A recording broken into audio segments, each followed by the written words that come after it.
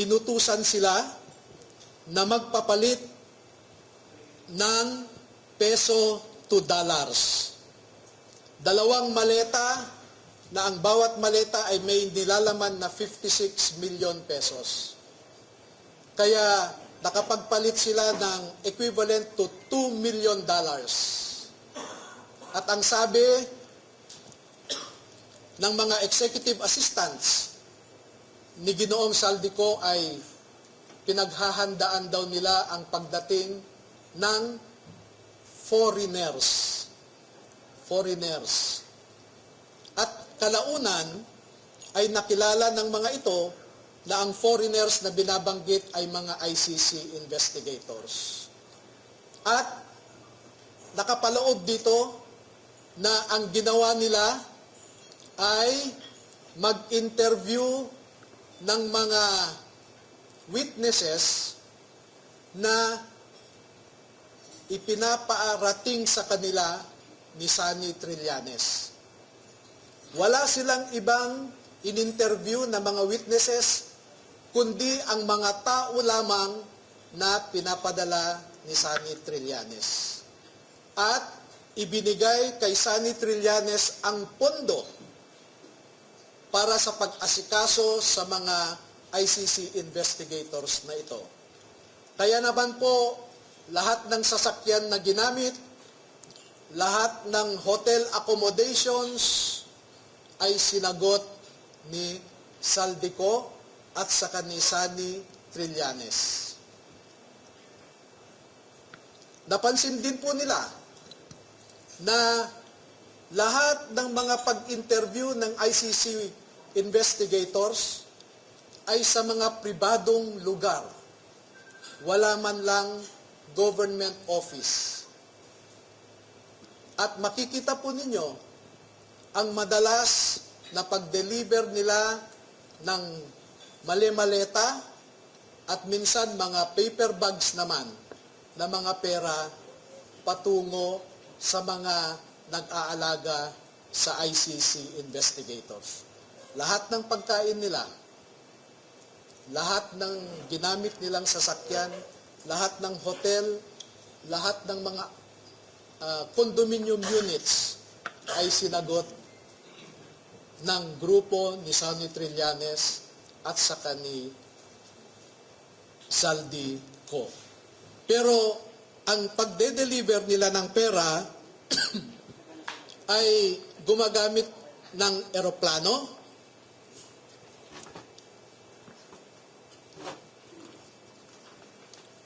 gumagamit din sila ng helicopter,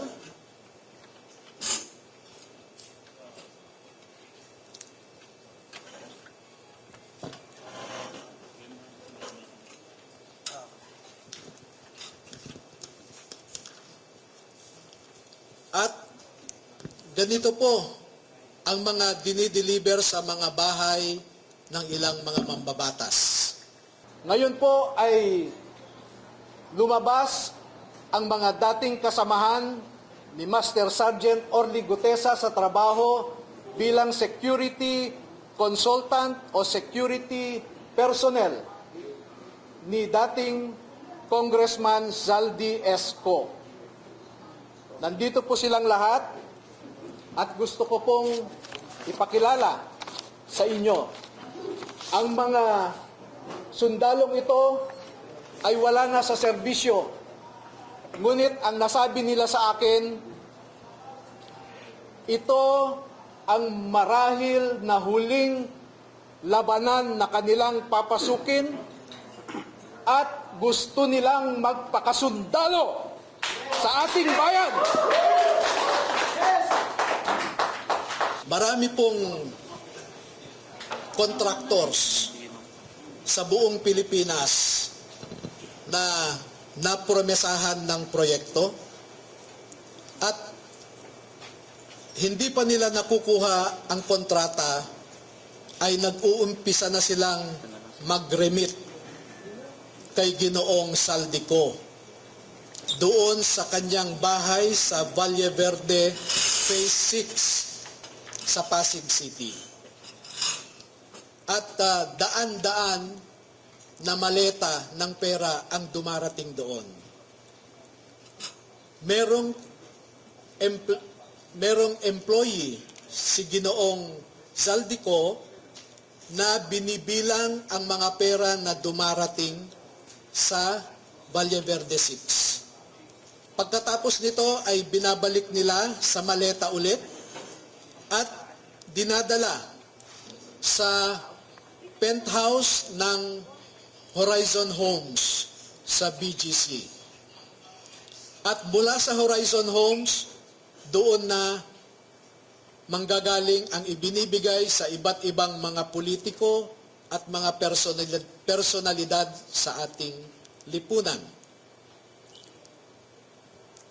Ang halimbawa po ng proseso ay nag-uumpisa sa pagbilang nila ng pera.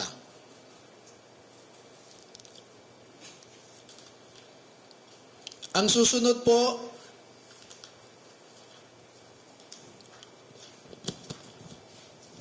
sa larawan sa itaas ay inihahanda ang pera bago isilid sa mga maleta ulit sa Horizon Homes. At yung larawan sa ibaba ay isang halimbawa ng pag-deliver ng pera sa bahay ng isang mambabatas.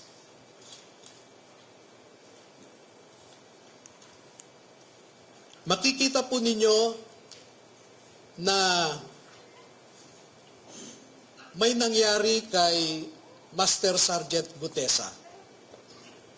Sa aking natanggap na impormasyon ay napilitan siyang mag-execute ng isang affidavit na kung saan ay sinasabi niya na hindi siya kasali o wala siyang nalalaman sa mga pagde-deliver ng mga mali-maletang pera. Pero makikita po ninyo dito na siya mismo ay kasama sa pagde-deliver ng pera. Kaya naaawa po ako ngayon sa sitwasyon ni Master Sergeant Gutesa dahil ginawa siyang sinungaling.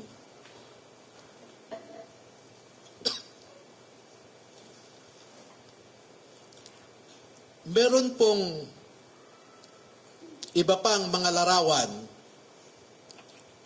na sa tamang forum later ay maglalahad pa kami ng karagdagang mga ebidensya.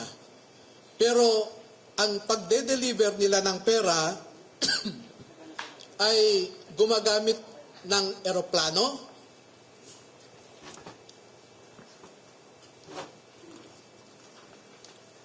gumagamit din sila ng helicopter,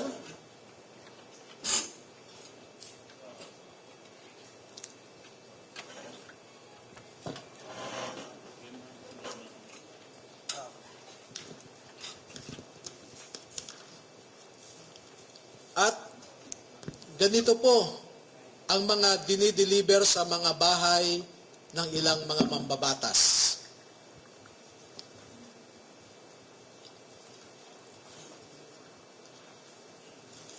Makikita ninyo sa itaas na larawan ang hilera ng mga maleta na ang laman ay pera.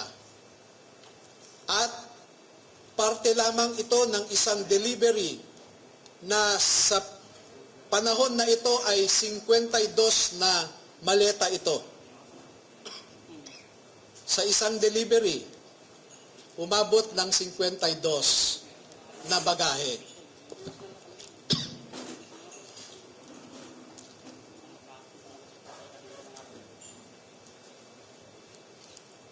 Makikita rin po ninyo na ang ating mga ebidensya ay minsan kinukuhanan ang buong bahay ng mambabatas, buong bahay ng mga ilang nasa media,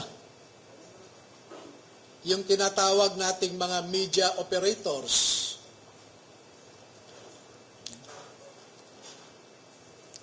At ganyan po sila mag-deliver.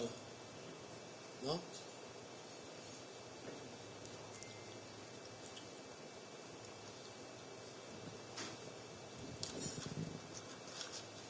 Makikita po ninyo sa ibabang larawan ang mga maleta rin ng pera. At marami pa pong iba na katulad nitong mga larawan. At dito sa taas na larawan ay ipinapakita lamang na yung isang malaking maleta ay hindi kayang o halos hirap na buhatin ng 3 katao.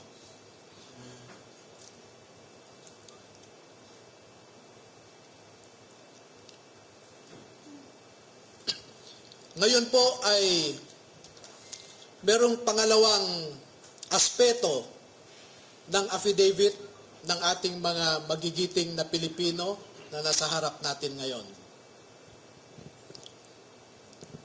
Meron silang mahalagang napansin, naobserbahan, at alam sa kanilang personal na pananaw dahil nasali sila sa isang importanteng operasyon.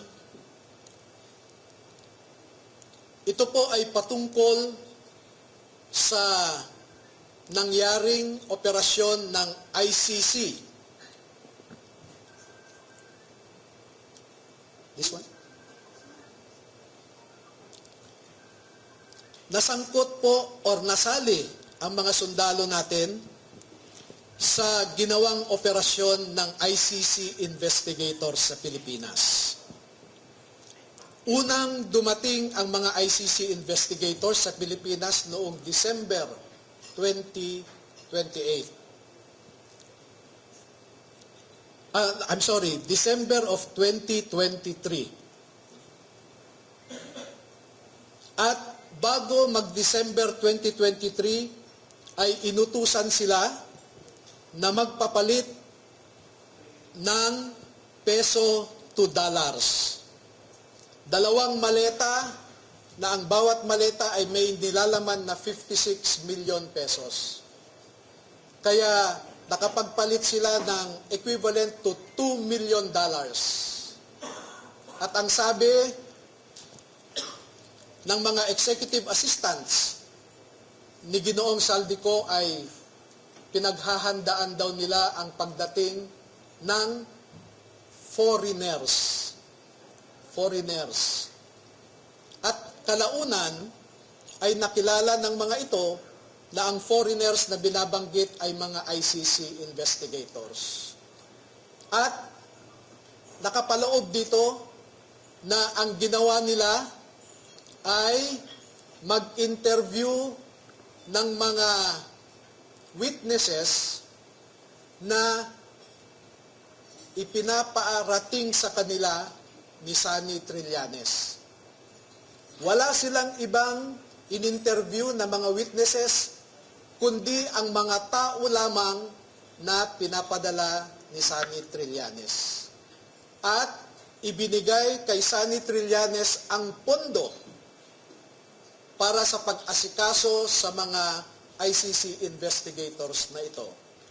Kaya naman po, lahat ng sasakyan na ginamit, lahat ng hotel accommodations ay sinagot ni Saldico at saka ni Sunny Trillanes. Napansin din po nila na lahat ng mga pag-interview ng ICC investigators ay sa mga pribadong lugar. Wala man lang government office. At makikita po ninyo ang madalas na pag-deliver nila ng mali-maleta at minsan mga paper bags naman na mga pera patungo sa mga nag-aalaga sa ICC investigators. Lahat ng pagkain nila, lahat ng ginamit nilang sasakyan, lahat ng hotel, lahat ng mga condominium units ay sinagot ng grupo ni Sonny Trillanes at saka ni Zaldy Co. At bilang isang abogado po ay nababahala ako dito.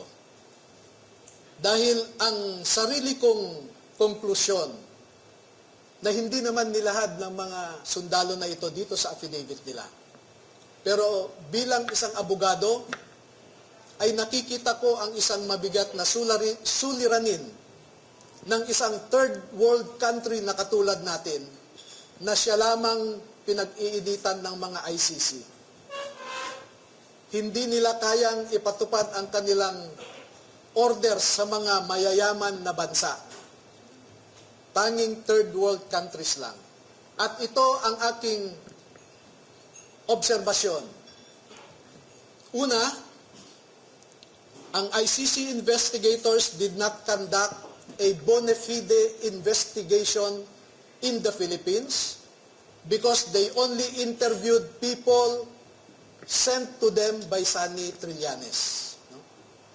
Nakapasok din sila sa bilibid prisons para kausapin ang tatlong na sentensyahan sa pagpatay kay Kian de los Santos.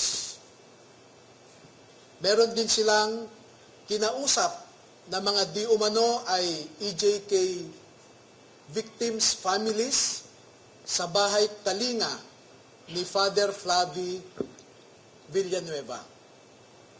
At lahat ng gastos ni Father Flavie Villanueva ay sagot ni Zaldy Co.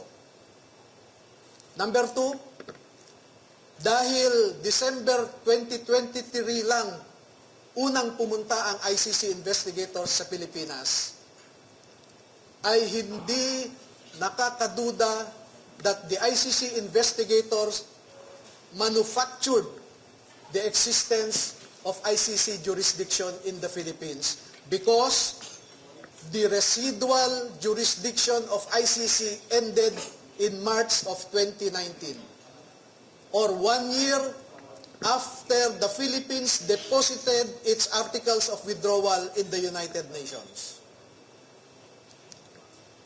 Number 4, the ICC investigators themselves committed graft and corruption. Dahil bakit hinayaan nilang lahat ng sasakyan, lahat ng pagkain, lahat ng accommodations nila ay sinagot ng mga tao na kilala naman nila na kalaban ng kanilang iniimbestigahan. At panglima, ang mandato ng ICC ay di umano protektahan ang human rights ng mga tao. Pero bakit hindi sila nagbigay o nirespeto ang human rights ng isang tao na kanilang iniimbestigahan sa pamamagitan sana ng pag-imbestiga ng mga ibang tao na hindi pinapadala ni Sonny Trillanes? So yan po ang buod ng kanilang affidavit.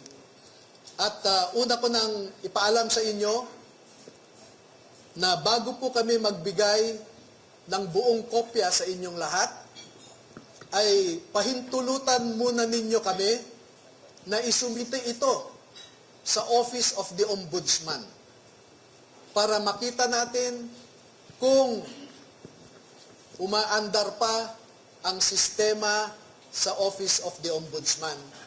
Dahil isa ang ngayong ombudsman natin na binanggit dito sa affidavit. Pangalawa, ay magsusumiti rin kami sa ICC mismo para malaman ng ICC ang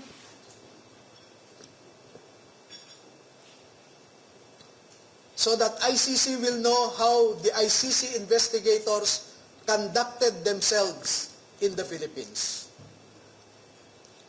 At panghuli ay magbibigay kami ng kopya sa lahat ng embahada ng mga bansa na kasapi sa ICC para malaman nila kung paano gumalaw ang ICC. Alam naman natin na bawat bansang miyembro dyan ay nagko-contribute sa ICC. Pero katulad ng kino-contribute nila, ang mga litrato na naipakita ko sa inyo ay makikita ninyo kung saan pumupunta ang ating mga buwis. Now you know where our taxes go. Now you know at least where our taxes went. Maraming salamat po at magpapaunlak po kami ng katanungan at kung maaari ay 10 lamang. Kasi alam niyo po, sa ngayon ay meron nang nakaabang sa labas na handang manakit o manakot sa ating mga sundalo.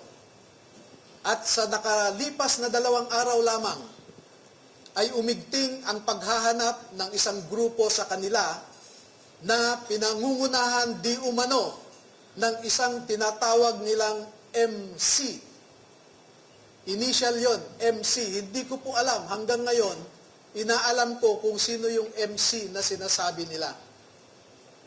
Pero meron siyang inutusan na nasa gobyerno pa at mataas ang rangko sa ating kapulisan para ipatupad ang kanilang gustong mangyari na hindi matuloy ang paglabas ng ating mga kasundaluhan sa katotohanan. At panghuli po, meron akong isang pakiusap sa ating armed forces at saka sa Philippine Marine Corps. Ang mga nasa likod po ninyo ay nagserbisyo sa ating bayan at nandito sila hindi dahil sa politika. Hindi po sila nagsasabi ng anumang mga bagay na magdadagdag pa sa init ng kasalukuyang politika na pinagdadaanan ng ating bansa. Bagkus ay gusto nilang makaambag na iangat ang imahe ng ating mga institusyon katulad ng Philippine Marine Corps na lumalaban sa kalaban ng Estado. Pero kung susuriin ninyong mabuti, ay ang kalaban natin ay ang mga nasa matataas na pwesto sa gobyerno. Do not restrain them from sharing to our people the truth that they know. Because alam nating lahat, ang katotohanan lamang ang magpapalakas ng ating republika. Kung lumalaban tayo sa mga grupo na gustong sirain ang ating democratic institutions, katulad ng mga NPA, mga Muslim secessionists, ang isa pong kalaban natin na totoo ay ang mga nagnanakaw ng pera na para sana sa mga tao. Tayo po ay nagpapakapagod para lang may maihain tayong pagkain sa ating mga pamilya. Pero sila po ay nagpapakapagod kung paano gastahin ang perang ninakaw nila sa atin. Maraming salamat po.